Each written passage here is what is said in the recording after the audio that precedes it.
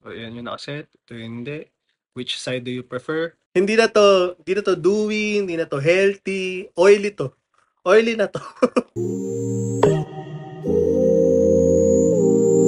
Hello kids, another foundation review. This one is from Issy. Hindi na siya bago, pero bagong purchase ko siya. So, I've been trying out different local brands na foundation. And alam nyo na yung drill natin. In this side, I'm gonna use a brush. And in this side, I'm gonna use a sponge. So, gagamitin ko siyang dry para lang hindi masyadong ma-soak up yung product and mas makita natin yung opacity. So, I have pimple scar, pores, yun ang ating tsura ng skin ngayon. Just put on my daily skincare routine. It's about 7 p.m. Kung makikita, ayan. Gonna fill in my brows muna para tapos na ako and I'll be back. And my shade is in YM3, 12 months upon opening na expiration and 30 ml siya.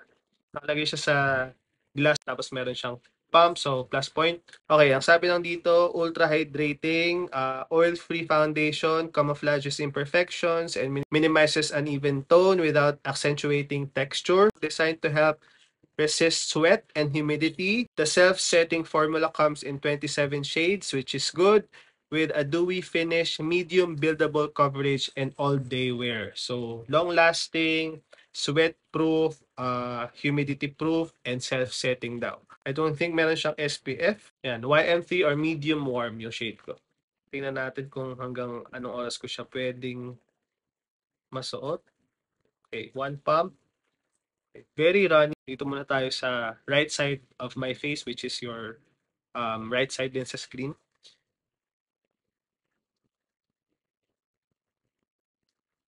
Okay. Typically, I match my foundation sa neck ko kasi my overall skin tone is a little bit yellow. So, yung face ko lang yung medyo may red tones. So, yan. Parang papasa naman.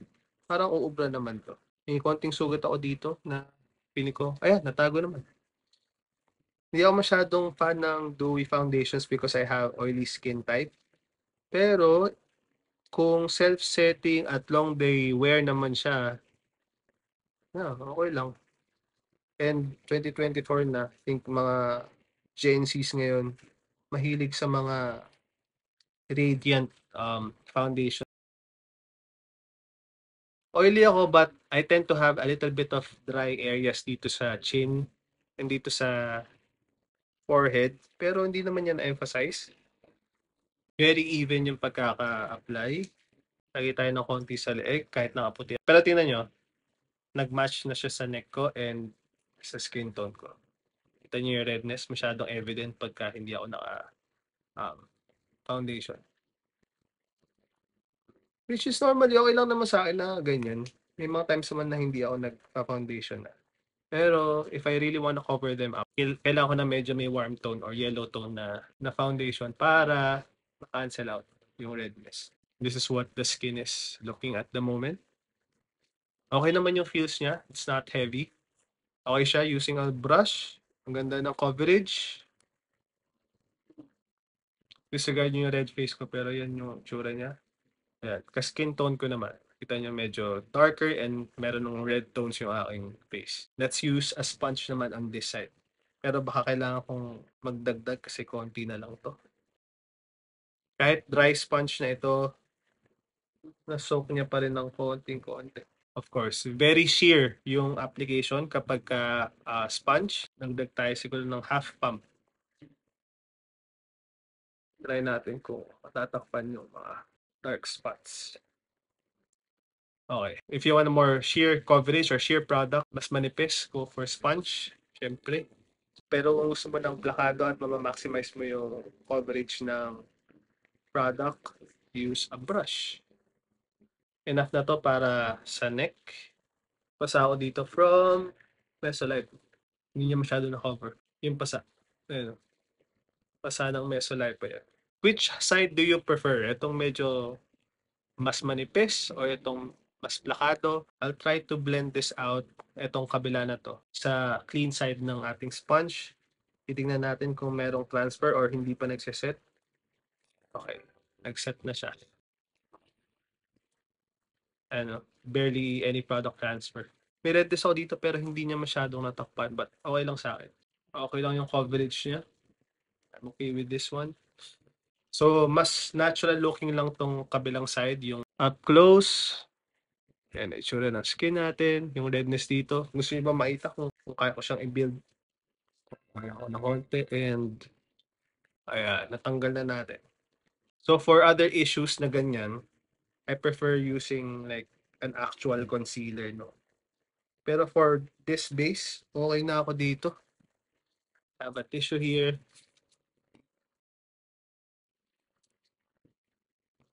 May konting-konting transfer eh. Yan.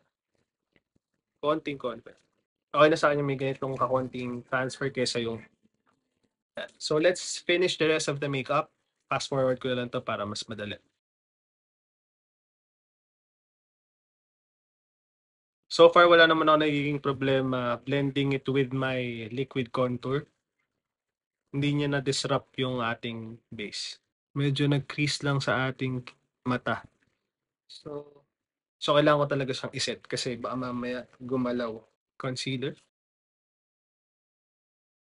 Blush. Parang ganyan. Pag ganyan. Lips. Basically, we're done. Pero kailangan ko talagang iset to. Kasi nakikita ko yung shine ng konti. So, pero hindi ko na ibe-bake kasi para makita natin kung tatagal siya. Kasi nakalagay dito, all day wear. So, yan yung nakaset. Ito yung hindi. Which side do you prefer? Iba talaga, lalo na 2024, mas gusto talaga yung ganyan. May dewy finish. Kaya lang, as an oily person, hindi ako sanay talaga ng merong dew. Although okay sana medyo radiant, mas gusto ko talaga na gearing towards matte. Flash test! Gusto niyo ng flash test, of course.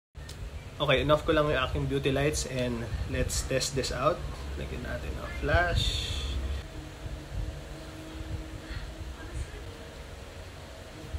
Okay, ayan siya with flash. Okay naman, okay siya sa flash. Yeah. Nice. On na natin ulit to. Balikan ko kayo sa mga check-ins natin. Almost 9 p.m. and this is what our skin is looking at the moment. Di ko alam kung gitna pa ba to ng oily or dewy, but we're gonna blot. Okay, parang oily nga yata na to. A little bit of transfer. Hindi na tayo maglalagay ng powder para ating makita ko kung hanggang mamaya ay okay. So, ito yung blotted side. Okay. Ito yung hindi. Pero hindi naman siya masyadong madami. Kaya pwede pa itong gamitin dito sa isang side. Kaya, ito pa lang naman. Almost 2 hours of wear. Nag-blot lang ako kasi alis na kami ng bahay and nakita ko medyo oily yata. Goods pa naman. Hindi tayo magpa-powder.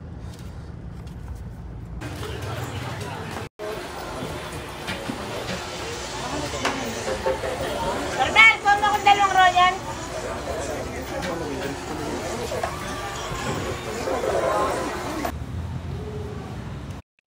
Teka, ayusin natin itong mga ilawan natin. Ay, nako. Oily na talaga. It's already 12:42 in the morning, no? So I've been wearing this for around 6 hours. Nakapag-blot ako nung 2-hour mark. So ito na siya after 4 na oras since the first blot. Magba-blot tayo ulit ngayon. We'll see. Kasi hindi na to dewy, hindi na to healthy, oily to. Oily na to. Pero intact pa siya, guys. Yan nga. Mind you, hindi ako naka-aircon the whole time.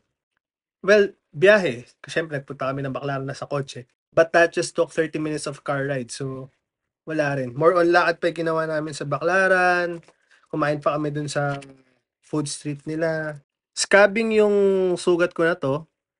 Ayan, meron lang flakiness na naganap dito.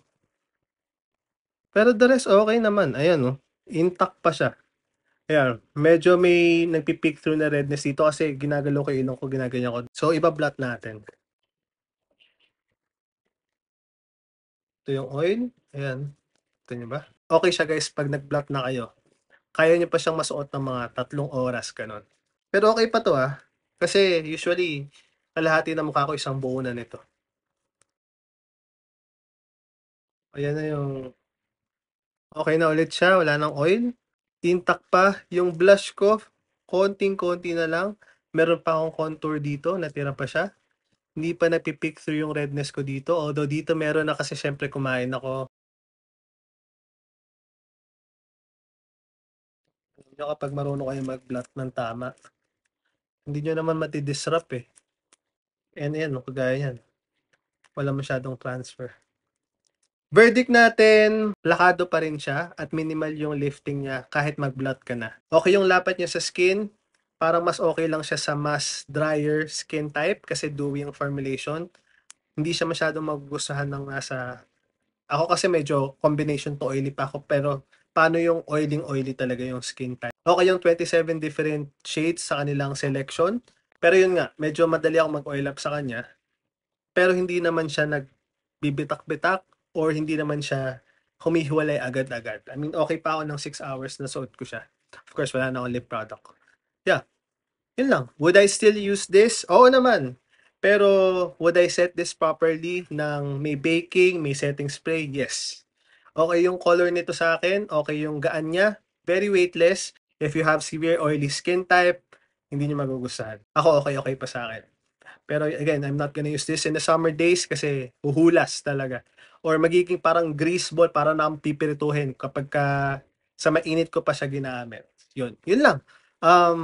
For 500 plus pesos, okay naman for a local brand. Yun. Nagustuhan ko dito talaga yung gaan. Yun lang. I'll see you guys on my next video.